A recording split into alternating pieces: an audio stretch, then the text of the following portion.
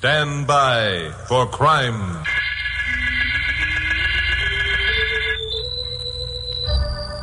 Hi, Chuck Morgan again, newscaster on radio station KOP here in Los Angeles.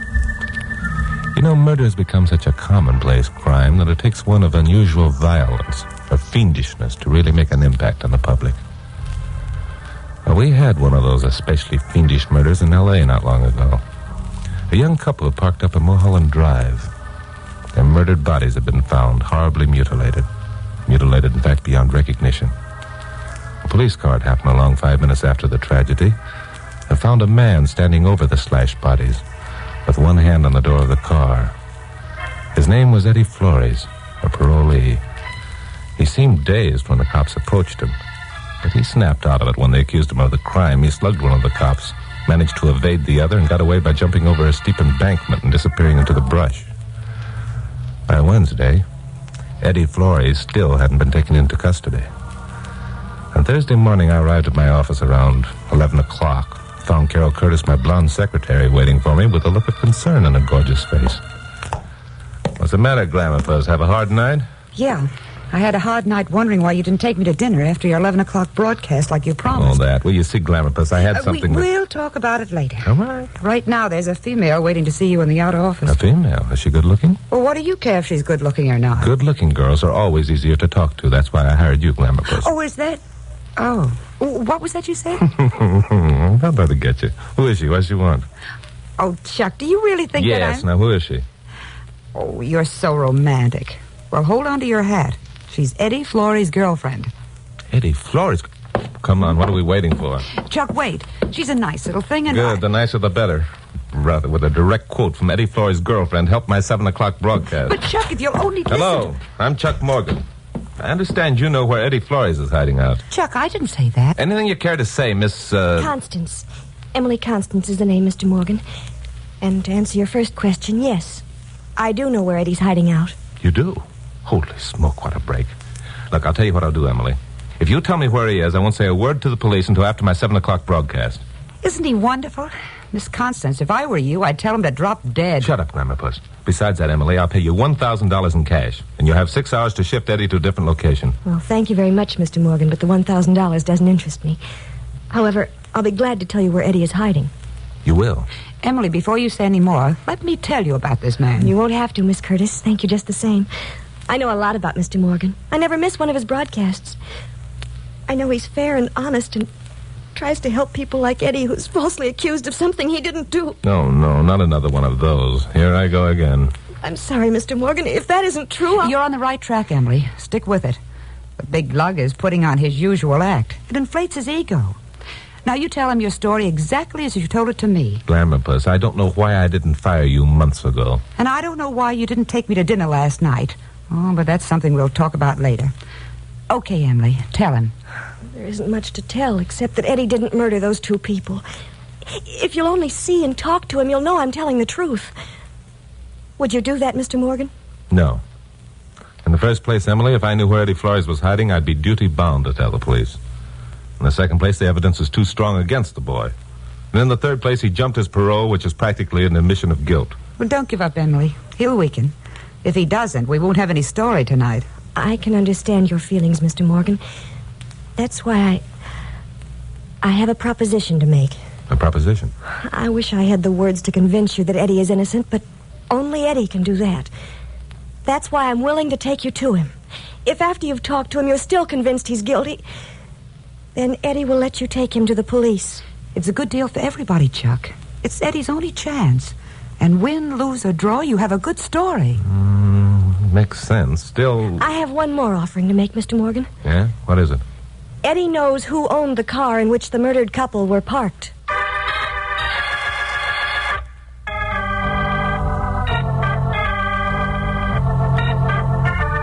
Well, as Carol said, win, lose, or draw, I'd have a story if I took Emily Constance up on her proposition. So, directly after my 7 o'clock broadcast, I headed for the address Emily had given me. It was no wonder the police hadn't been able to pick up Eddie Flores. He was hiding out in the last place I or anyone else would expect to find him. In an apartment in Longwood Towers, the swankiest and most expensive apartment house on Wilshire Boulevard. It didn't make sense because Eddie had been working part-time in a tree nursery, earning less than $50 a week. Well, anyway, I survived the lofty looks of the uniformed doorman and the uniform elevator boy and found apartment 1121. Oh, hello, Mr. Morgan. We've been waiting for you. Hello, Emily. Quite a place your boyfriend picked out for his hideout. It costs $500 a month in advance. Huh. It took every cent Eddie and I could scrape together, but we knew no one would look for him here. And you don't expect to be here for more than a month. We hope that Eddie will be leaving tonight. Oh, here's Eddie now. Eddie, this is Mr. Morgan. Hello, Mr. Morgan. So you're Eddie Flores. Well, Eddie, you're about 15 years younger than I thought you'd be. How old are you, son? 21. 21. And already a parolee. You're off to a bad start, Eddie. Do you know why I'm a parolee, Mr. Morgan? Why should I know or care? That's why I asked Emily if she'd try and get you to come here. I agree there's no reason why you should know or care why any parolee did time. But when one of them affects you personally, I think that should change the complexion of things. I don't get it. Well, let's look at it this way. I'm a parolee. I try to get a job. I have to explain about my past. What happens? Everyone turns me down simply because I've been in jail. They don't even want to know why I was there. They aren't interested. Is that fair? Maybe you got something there, Eddie. A guy's got a couple of strikes on him after he's done time and tries to go straight.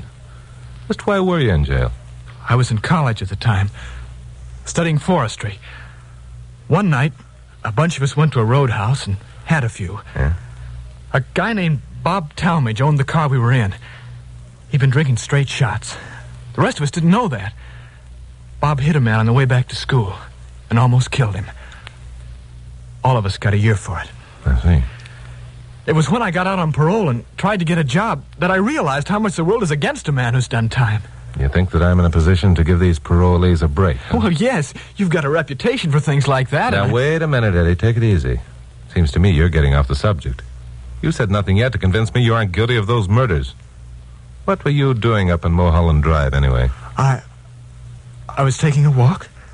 You were what? Oh, please believe him, Mr. Morgan. Eddie's interested in forestry, in nature. That's all he cares about. He spends all the time he can out in the woods. Even at night? There's a lot to interest a man in the woods at night, Mr. Morgan, even if the woods consist of the brush you find up on Mulholland. Okay, so you were taking a walk. What happened? I came to this parked car. I thought I recognized it. I stepped off the road for a closer look and found the bodies. Yeah. I was standing with my hand on the car door when the police arrived. I got scared. I knew I didn't have a chance. That's why I ran. Why did you know you didn't have a chance? Because the car belonged to Max Royster, and last summer during vacation I got a job driving for him. When I found out what he did for a living, I tried to quit. He had some of his boys beat me up. Are you talking about Max Royster, the numbers racket king? Yes, that's right. I even had a motive for wanting to see him dead. But he isn't dead. It wasn't Max who was murdered. I didn't know that. The bodies were so badly mutilated. Oh, yeah. That's right. Eddie, your story is cockeyed enough for me to almost believe it. Oh, thanks. But look, Mr. Morgan, whether you believe it or not, I'm giving myself up to the police tonight. What? I've only waited this long because I wanted to talk to you. Everyone's against me. I hoped I'd have you on my side.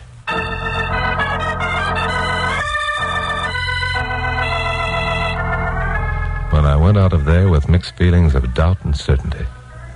I was more than halfway convinced that Eddie was telling the truth. If he turned himself into the police within the next half hour, as he promised to do, I'd be practically sold. But what could I do? Devote some time to trying to sell the public on the idea that jailbirds should be given a break? What would that prove? Eddie Flores didn't need me. He needed a smart detective who could prove him innocent of murder. Well, I got back to the station about 10 o'clock. Pappy Mansfield, owner of KOP, and Carol were entertaining a guest in my office. It's about time you got back. Where you been? Where have I been? Carol, didn't you tell Pappy No, that I was going to, and then something happened to change my mind. Something happened to change your mind? Wait a minute. Chuck, this is Peggy Melbourne. She's a friend of Max Royster. Hello, Mr. Morgan. Peggy's got a story to tell you, Chuck. Better listen.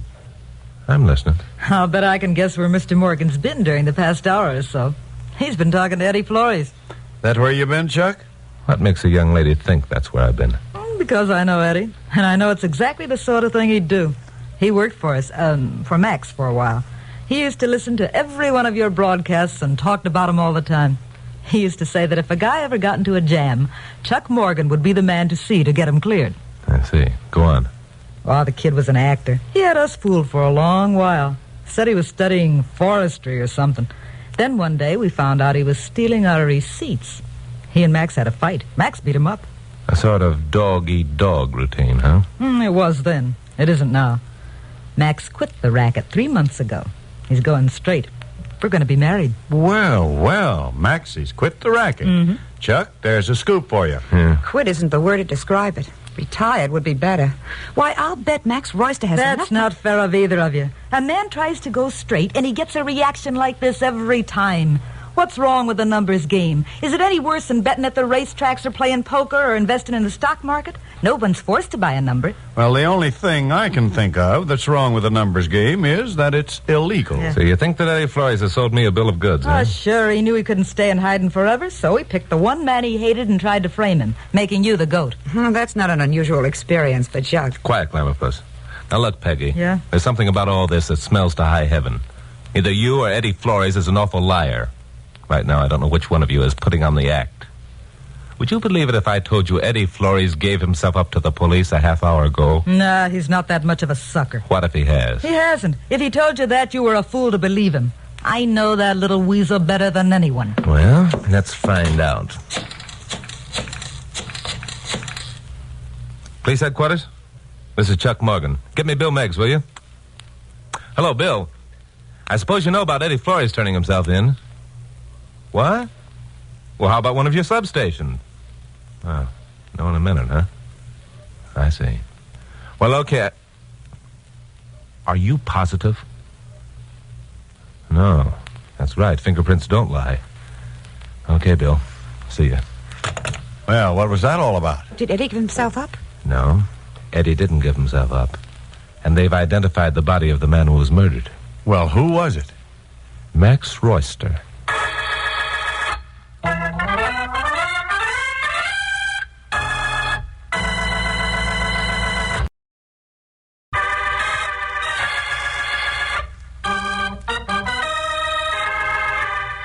Well, Sucker Morgan had gotten himself behind the 8-ball again. And as Glamourpuss had remarked, it wasn't unusual. The trouble was that most times before I'd seen an out and had taken it. This time I couldn't see anything but a lot of ribbing from Pappy and Carol for the next few weeks, which would be tougher to take than my regular weekly beatings. Which is why the next morning, after confirming that Eddie Flores hadn't checked in at police headquarters, I told Carol to get into a pair of slacks and take a ride with me up to Mulholland Drive. What I can't figure out is how Bill identified the corpse of Max Royster. From what you told me, his face was mashed to a pulp and all identification marks removed from his clothing. You're too used to thinking I'm the only smart man in town, Glamourpuss. Oh, yeah? Bill's smart, too. Oh, don't be so modest. First, he identified the automobile. That took a little doing because Max had used an alias when registering the car. Once he had that problem unraveled, all he had to do was check Max's fingerprints with those on file at headquarters. Not bad. Chuck, do you really believe that Max had given up the numbers racket? Sure, I believe everybody. That's why I'm always getting myself in one of these jams. And here we are. Here we are where? This is a turnoff where the murder took place. Oh. Come on, let's get out. Oh, what a wonderful view from up here, Chuck. Yeah. That's Hollywood over there. All the glitter and glamour of... Oh, Chuck, do you ever wish I were a movie star? You are. You're Adele Jurgens. Now, quit fishing for compliments. Let's get going. We've got work to do. Work? I didn't know we were coming up here to work. Hey, what kind of work are you talking about, I hope? Look, Glamourpuss, why don't you take the car and go home? I'll walk back. Oh, Chucky boy, I'm sorry. Well, what do you want me to do? We're going down into that canyon and look around. Now, don't ask me what we're looking for. I don't know, but I'll recognize it when I see it. That makes sense. No, wait, I didn't mean it. Let's go.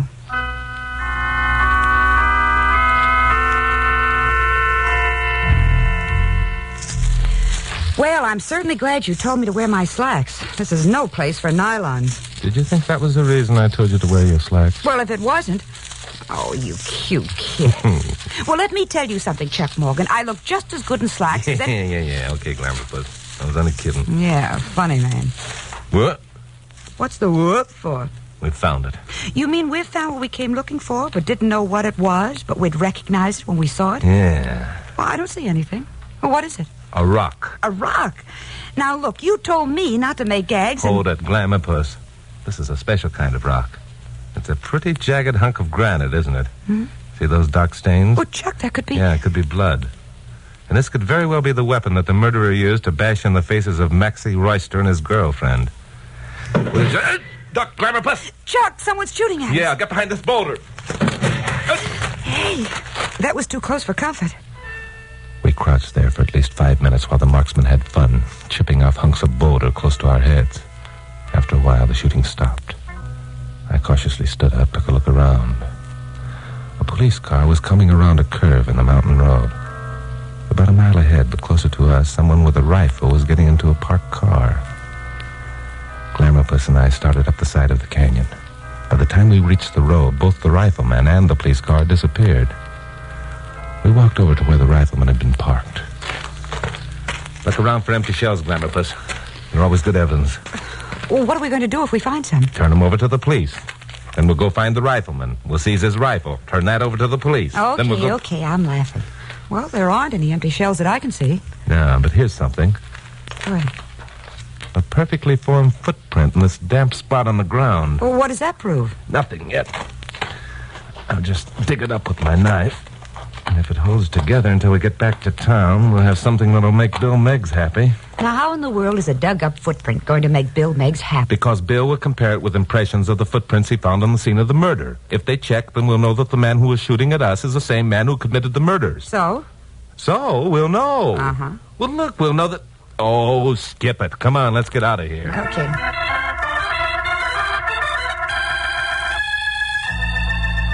Well, we drove back to town. I dropped Carol at the studio and drove over to headquarters. I turned my footprint over to Bill Meggs and ran into another blank wall. The murderer of Max Royster had been thorough in more ways than one. The police hadn't found a single footprint at the scene of the crime. Well, anyway, Bill promised to make an impression of the footprint I brought him, and I also turned over the blood-stained rock, asked him to dust it for fingerprints. On the way back to the studio, I got started off in a line of thinking that I couldn't shake off. It was still with me when I went on the air at 7 o'clock. After the broadcast, I checked through the telephone directory, found the address I wanted, and by 7:25, Glamour Puss and I were headed for North Beechwood Drive up in the Hollywood Hills. So where are we going now? You'll see. Now, don't tell me it's another one of those, I don't know what we're looking for, but we'll recognize it when we see it. No, this is one of those I know what we're looking for, but I don't know what we'll find when we get there. Let's get out. I feel like I'm playing blind man's bluff. Very good, Simile, very good. There's the house. No lights. That's bad. Well, come on, let's get on with it. It was a rather large stucco house, almost completely hidden by shade trees. We went up the walk and onto a vine-covered porch. I struck a match, found a doorbell button, and pushed it. Nothing happened. We waited a few minutes, then went around to the rear. There was another porch here. This one was screened in. Overhanging tree branches made the place as black as ink. I lit another match, tried the screen door. It was unlocked. We stepped cautiously inside. The match in my hand went out. Wait a minute, Glamour Puss, till I find another match. I feel like a thief. Chuck, look out! Chuck, help!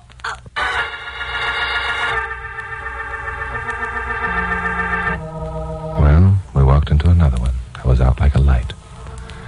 Eons of time later, I heard Glamour Puss calling me from a great distance.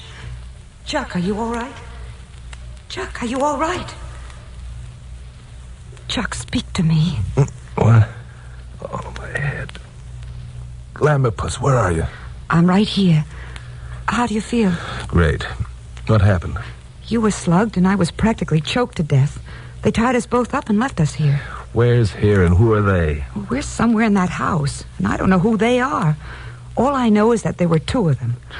Look, for the past 5 minutes, I've been trying to get my nail file out of my purse. It's in my hands behind my back right now. Glamour Puss, you're a genius. Let me back up to you. We scuttled around on the floor until I could get the ropes about my wrist across the edge of the nail file. It was slow work. But finally a strand of rope parted. A minute later I was free and I was loosening Glamourpuss. Let's get out of here. There's no place for us. No, we've come this far. Let's finish the thing. What are you going to do? Light a match first and see where we are. Oh, it's just a room. There's a door over there. Come on. Okay. We crossed to the door. Listened a minute. Heard nothing. Then tried the lock. The door opened inward. Across this second room was another door. A shaft of light showing beneath it. We started toward it when suddenly... Chuck, listen. Yes, I hear it. Look, someone on the floor. A man and a woman, both bound and gagged. It's Eddie, Flores, and Emily. Quick, Glamourpuss, help me untie them.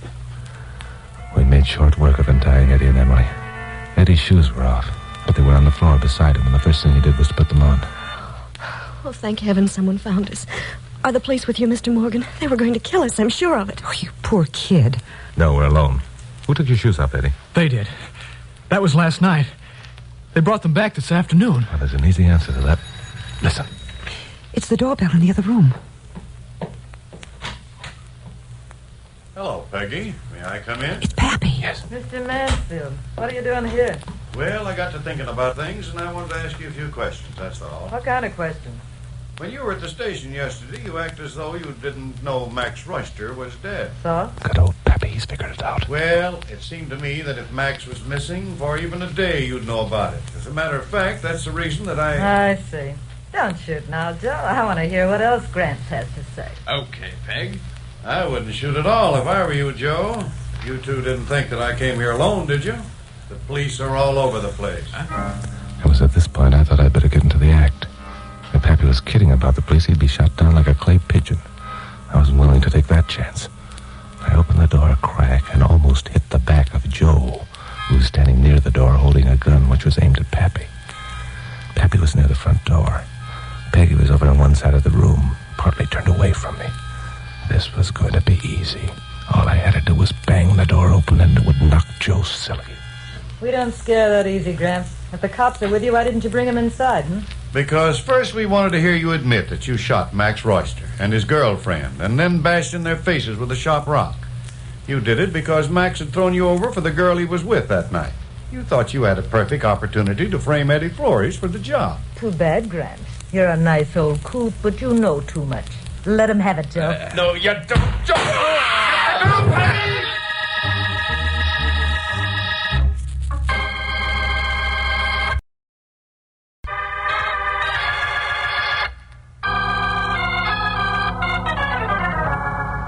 Pappy hadn't been kidding when he said the police were all over the place. They were. They swarmed in like ants when the payoff came. Pappy had put on a real show. He knew Carol and I were inside because he'd seen my car up the street.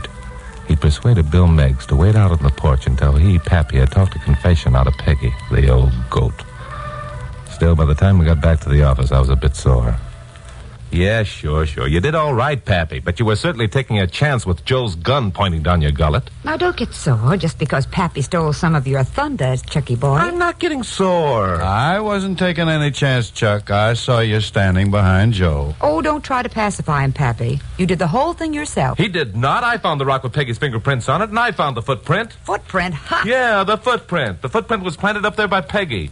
She poured water on the ground and made a mud pack. This is Southern California, you know. It hasn't rained here for months. Peggy was wearing Eddie's shoes. That's right, Carol. We've got to give the devil his dues. Give the devil his...